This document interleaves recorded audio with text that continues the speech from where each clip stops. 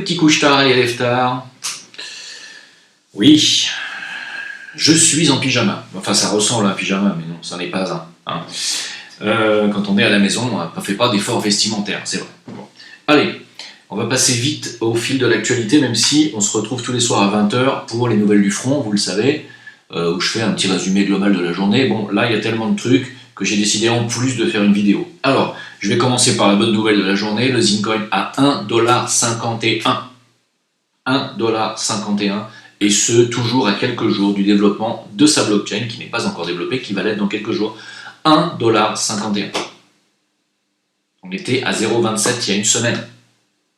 En une semaine, je vous laisse faire le calcul, de 0,27 à 1,51.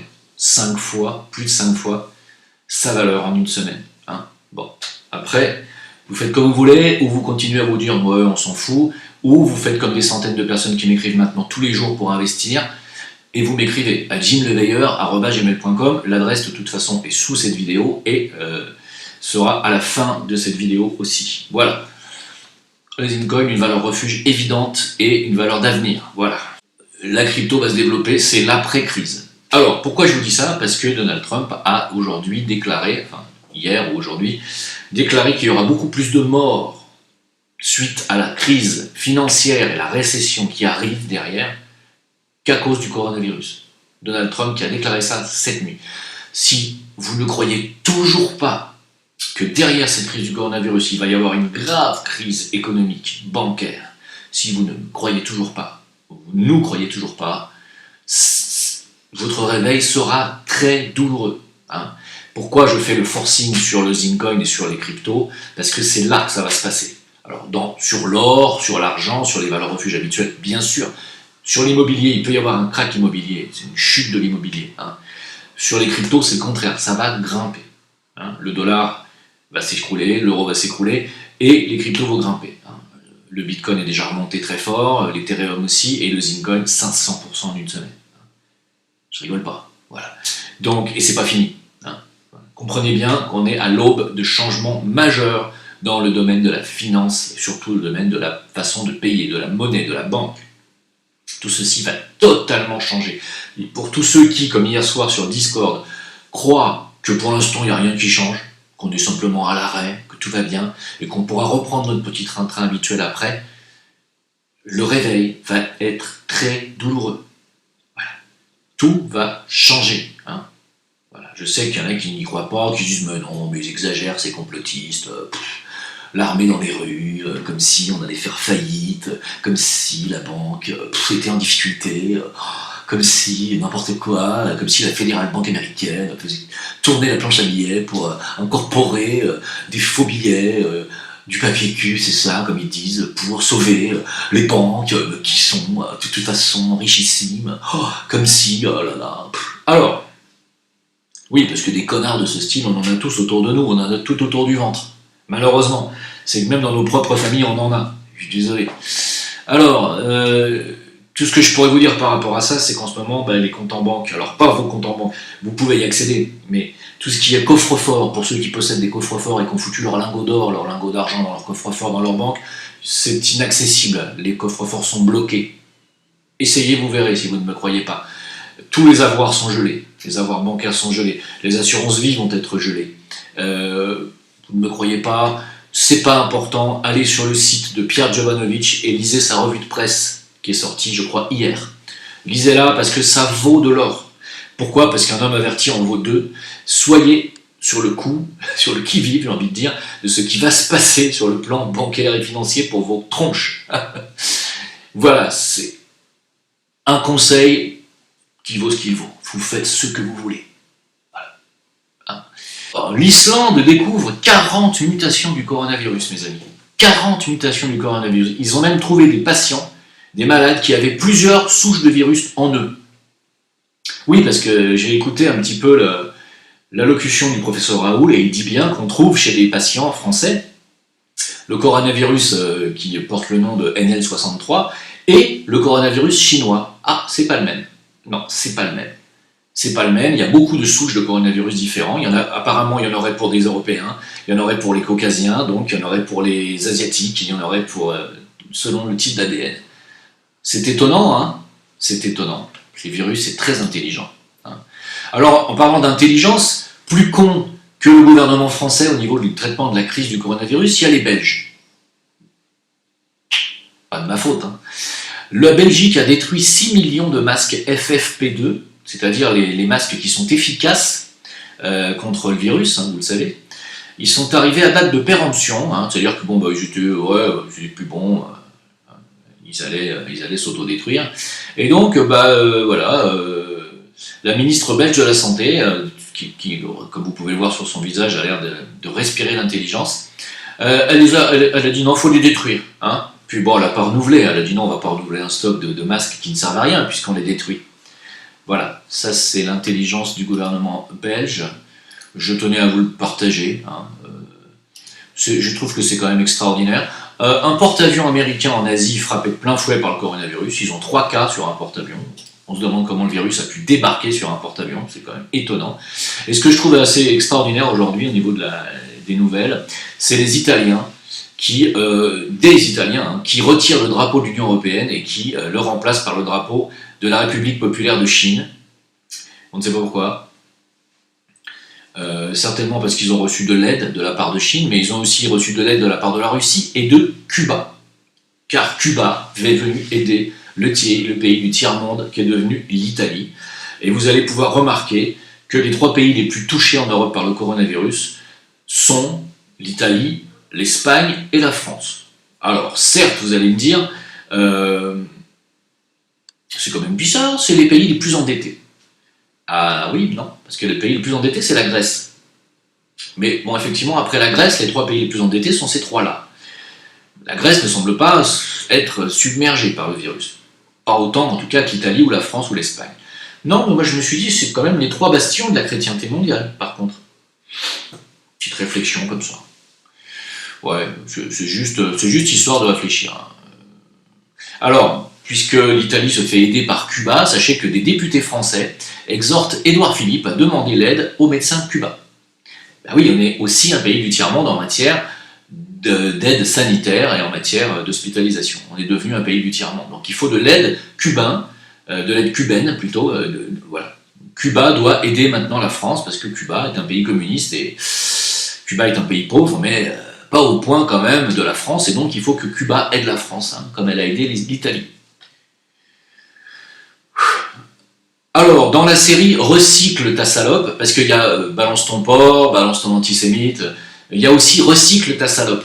Oui, hashtag Recycle ta salope.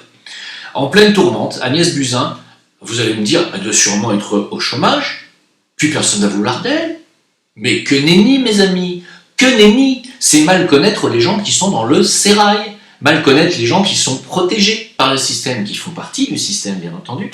Agnès Buzyn est recasée chez Unicancer. Alors Unicancer, c'est encore très probablement... alors on ne sait pas si c'est bénévolat ou si c'est autre chose, enfin on ne sait pas si elle est en bénévolat ou quoi que ce soit, mais c'est tout, voilà, elle est recasée. Elle est recasée, ils l'ont mis dans un truc, elle va s'occuper des cancers. Voilà. Donc, si j'étais vous, si j'ai le cancer, je commencerais à me poser des questions, je commencerais même à faire mon testament. La Cour de Londres refuse de libérer Julian Assange en raison de l'épidémie du coronavirus. Ils ont dit, bah non, ça serait quand même con qu'on l'ait torturé pendant 10 ans, qu'il arrive à s'en sortir, et que maintenant, il a une grâce et il va pouvoir avoir l'air. Ce serait quand même con qu'on le fasse sortir maintenant en pleine épidémie et qu'il meure du coronavirus. Alors on va le garder un petit peu plus longtemps, on va le torturer un peu plus. Je pense que Julian Assange mérite la médaille ou la couronne de l'homme le plus malchanceux de la planète, à l'heure où je vous parle. Tu sais, c'est comme Yuri Gagarin à l'époque de l'URSS communiste, qui était l'homme le plus malchanceux à l'époque, puisqu'il avait fait 3 fois le tour de la Terre en apesanteur et qu'il était retombé en URSS. Là, c'est pareil. Le mec, 10 ans qu'on le torture, 10 ans qu'il est enfermé, il a vieilli de 20 ans en 10 ans, et au moment où il va sortir, il y a le coronavirus. C'est quand même pas de cul, quoi. Je veux dire, là franchement, là, on atteint des sommets quand même. Les sommets de malchance, hein, on peut le dire. Alors, pendant que je vous parle, des exercices militaires conjoints entre les forces israéliennes et américaines sont en train d'entamer des exercices militaires spéciaux. Nous dit-on, spéciaux. Malgré la pandémie, hein, nous continuons à mener des exercices internationaux, disent-ils. C'est quand même étrange. Qu'est-ce qu'ils foutent? des exercices spéciaux. Spéciaux de quoi? Est-ce qu'on pourrait avoir un petit peu plus d'informations si c'est possible? Ça va être difficile. Alors, le débat entre chloroquine ou hydroxychloroquine. Parce que j'ai fait des informations, j'ai délivré des informations sur quelques vidéos précédentes par rapport à ça. Vous m'avez dit non, Jean, tu t'es trompé, t'as confondu, t'as dit chloroquine, et puis t'as dit hydroxychloroquine, c'est hydroxy. Bon, d'accord. Alors, j'ai cherché, et j'ai eu toutes les informations contraires que vous pouvez trouver. Les États-Unis parlent bien de chloroquine. On est clair avec ça. Il n'est pas question pour Trump de prononcer le terme hydroxychloroquine. Il parle bien de chloroquine, c'est-à-dire de la nivaquine, l'antipaludéen. C'est ce qu'ils donnent à leurs patients. Le professeur Raoul parle d'hydroxychloroquine, à savoir le pécanil. C'est ça? Le pécanil, un autre médicament qui est plutôt un anti-maladie auto-immune, qui n'a rien à voir, donc qui n'est pas un antipaludéen. Qu'est-ce que c'est que ce pastis? Alors, le professeur Raoul nous dit il faut associer l'hydroxychloroquine, donc le pécanil, avec la molécule du Zitromax, qui est un antibiotique de la famille de je ne sais plus quoi, je n'arrive pas à retenir ces noms-là. Donc, on associe les deux. Bien. Mais Trump, il ne nous parle pas de Zitromax, il parle de chloroquine, c'est-à-dire de la nivaquine, c'est-à-dire l'antipaludéen qu'on utilise depuis 60 ans. Au moins. Alors on m'a dit, mais c'est quoi Alors apparemment, le protocole serait celui du professeur Raoul qui fonctionnerait. Mais les États-Unis disent que non, la chloroquine c'est bien aussi. C'est pas la même chose visiblement. Comment y voir clair? J'ai dit, bon, qu'est-ce que le gouvernement marocain a fait? On sait que le gouvernement marocain a dévalisé les stocks de Sanofi. Alors j'ai voulu savoir si c'était de chloroquine ou d'hydroxychloroquine. Eh bien, le gouvernement, lui, a les deux. Et il, apparemment, donne les deux aux malades au Maroc. Chloroquine et hydroxychloroquine, plus le Zitromax. Comme ça, c'est réglé. Parce que je ne sais pas quoi vous dire, en fait. La vérité, c'est que, apparemment, il y a les deux. Il y en a qui utilisent l'un, l'autre qui utilise l'autre. Le Maroc utilise les deux. Je pense que c'est les moins idiots de tous. Hein. Voilà. Par contre, en absence de symptômes et en absence de virus, il n'y a aucune raison d'en prendre. Hein. Boostez votre système immunitaire, prenez de la vitamine C. Hein. Encore une fois, ceux qui m'ont dit « Ah Jim, tu as vu, tu as donné une fake news, on ne peut pas trouver, on trouve de la vitamine C en France. » La preuve, alors j'ai donné le nom des laboratoires où vous pouvez acheter de la liposomale et apparemment vous pouvez en commander. Je ne sais pas si vous pouvez vous faire livrer, mais vous pouvez en commander. Mais moi j'ai bien été précis sur la liposomale injectable. Et celle-là, vous ne la trouverez pas en France. Par contre, les patients chinois y ont eu droit. Et c'est comme ça qu'ils s'en sont sortis, les Chinois. Mais la liposomale injectable en intraveineuse, vous n'en trouverez pas en France. Ah ben non! Non, puisque le gouvernement, paraît-il, est juste incompétent. Il n'est pas incompétent. Il a tout fait pour écarter tout ce qui fonctionne. Voilà. Je répète que, selon le professeur Raoul, il n'y a qu'en donnant l'hydroxychloroquine, donc, aux patients en début de symptômes, que l'on a des bons résultats. Quand on le donne aux gens qui ont déjà des symptômes très avancés, les résultats sont beaucoup inférieurs, et voire parfois nuls. Donc, quand le ministre de la Santé français vous dit qu'on va donner aujourd'hui la chloroquine uniquement aux gens qui sont en phase quasiment terminale, c'est criminel. Je ne vais pas me répéter, je l'ai déjà dit. Donc je viens de me répéter en fait. Alors, vous avez peut-être vu cette magnifique vidéo de la mutinerie de la prison où ils se sont auto-filmés en train de brûler la prison et de la foutre en l'air. Donc bientôt, vous savez que bientôt 5000 détenus pourraient être libérés de ces prisons françaises, des malades mentaux donc, qu'on va avoir dans les rues en plus. Alors, je me suis fait ma petite réflexion, je me suis dit pourquoi est-ce qu'ils laissent les prisonniers comme ça, entre eux, confinés, foutent le bordel? Pourquoi ils laissent les zones de non-droit? C'est-à-dire ce qu'on appelle, les zones, les cités, hein, où les lois républicaines n'existent plus, où la police a eu ordre de ne pas y aller récemment. Pourquoi laisse-t-on donc ces racailles, car ce sont des racailles, on va dire, se rassembler en masse en bas de leurs immeubles faire des doigts d'honneur aux policiers qui passent, pourquoi on les laisse? Alors, est-ce que c'est vraiment par faiblesse? Petite réflexion, hein. Est-ce que c'est par faiblesse ou est-ce que c'est par volonté délibérée du gouvernement de les laisser attraper le virus et crever? Pour pouvoir s'en débarrasser au final, sans avoir à dépenser d'énergie, ni à ce que l'armée intervienne et à dépense des balles et des munitions. Est-ce que le but n'est pas de les laisser mourir, là? On le saura à la fin, hein? On verra, tout ça ce ne sont que des suppositions, bien sûr. Hein? Comme les vieux, en ce moment, dans les EHPAD, ça commence, l'hécatombe, ça y est. Les personnes âgées sont abandonnées, hein, faut le savoir. Le personnel soignant qui accompagne les personnes âgées dans les EHPAD, aujourd'hui, sont en désarroi total. Voilà. Ça commence à mourir, hein, par dizaines. On est en train d'abandonner tout un pan, plusieurs pans de la population française. La police a été sacrifiée en enlevant leur masque, vous le savez. Voilà. Est-ce que je peux en rajouter d'autres, hein? Alors, le personnel soignant a bien été payé une semaine à l'avance. Hein. Il y a 3 personnes qui travaillent en milieu hospitalier qui m'ont écrit pour me dire que j'avais raison sur ma vidéo précédente. Le personnel soignant qui travaille en hôpital a bien été payé une semaine à l'avance. Parce qu'on ne sait pas s'ils pourront finalement toucher leur chèque le mois prochain ou toucher leur chèque le premier du mois, parce qu'on ne sait pas s'ils seront encore vivants. Alors on les paye une semaine à l'avance. Hein. C'est un genre de remerciement. Voilà. 600 soignants contaminés à l'heure où je vous parle. 600 soignants. On en est à plus de 4 médecins morts. On nous dit aussi que y a un aide-soignant qui est mort en 24 heures, hein, de manière assez fulgurante. Ils travaillent sans masque, sans gants, parce qu'on leur dit qu'ils sont en milieu propre.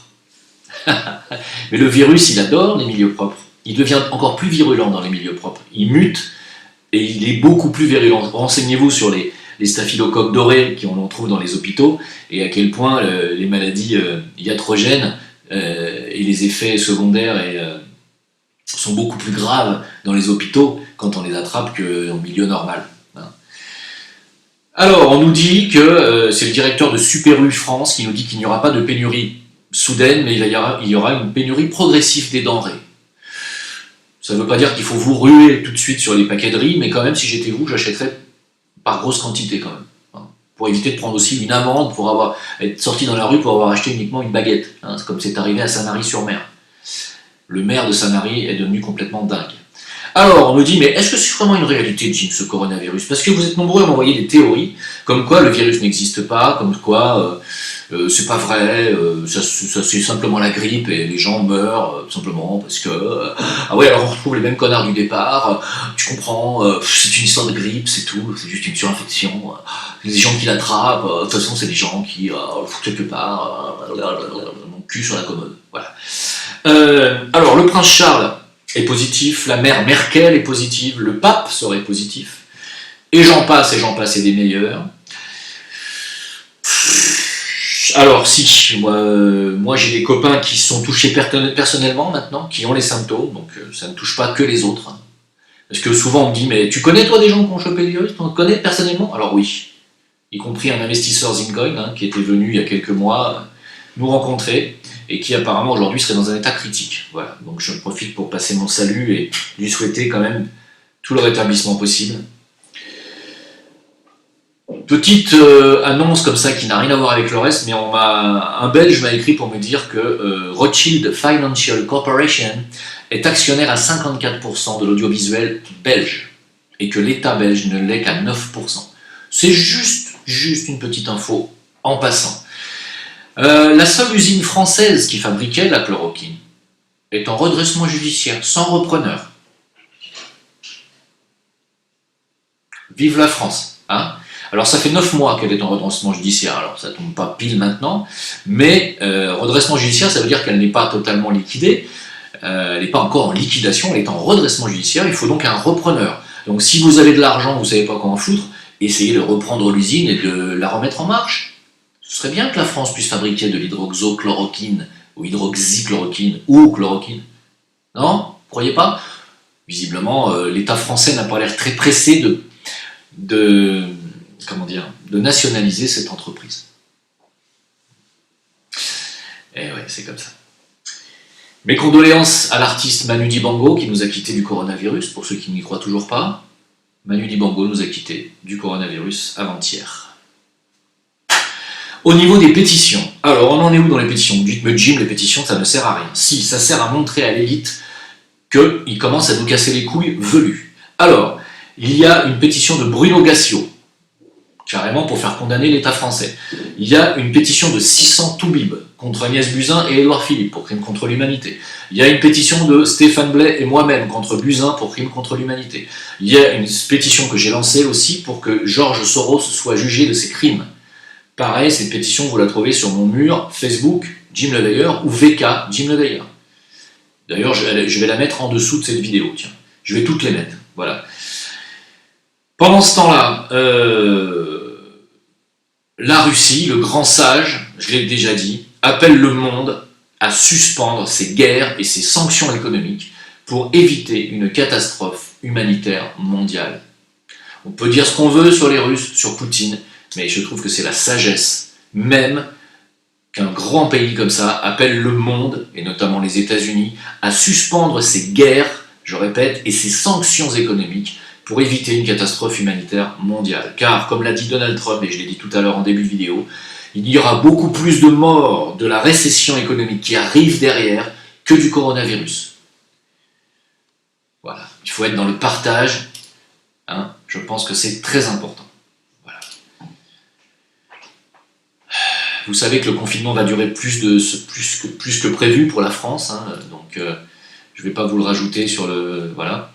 Pendant ce temps-là, le professeur Didier Raoult a claqué la porte du conseil scientifique de Macron, hein, je pense que c'est clair et net, il a dit il y en a ras-le-bol, et puis c'est tout, je pense que pour aujourd'hui ça ira bien, hein. Je vais m'arrêter là, je vous remercie de m'avoir écouté, puis je pense qu'on peut dire à la grâce de Dieu, à bientôt, salut. Pour contacter Jim Leveilleur, envoyez votre email à jimleveilleur@gmail.com.